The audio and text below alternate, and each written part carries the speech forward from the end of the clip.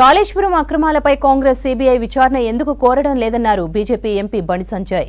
కృష్ణా నీళ్లతో బీఆర్ఎస్, కాళేశ్వరం పేరుతో కాంగ్రెస్ డ్రామాలు ఆడుతున్నాయని ఆరోపించారు.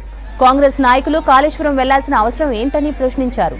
మంత్రులు, ఇంజనీర్లు కాళేశ్వరం విజిట్ చేసి నివేదిక ఇచ్చారన్నారు. హామీలు గాలికి వదిలేసిన ఈ రెండు పార్టీలు క్షమాపణ చెప్పాలన్నారు. అసెంబ్లీలో విలువైన సమయాన్ని వృధా చేస్తున్నారని మండిపడ్డారు. రాజన్న సిరిసిల్ల జిల్లా కోనరావుపేట మండలంలో బండి సంజయ్ ప్రజాహిత యాత్ర కొనసాగింది.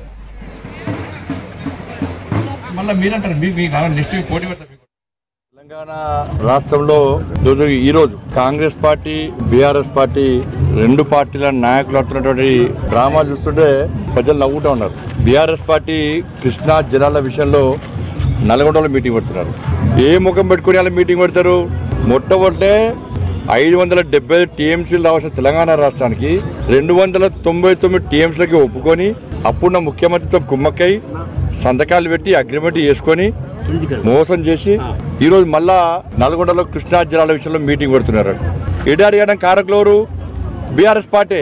800 టీఎంసీల బీఆర్ఎస్ పార్టీ ప్రభుత్వము ఇలా కృష్ణా జలాలను అందకట్టబెట్టింది.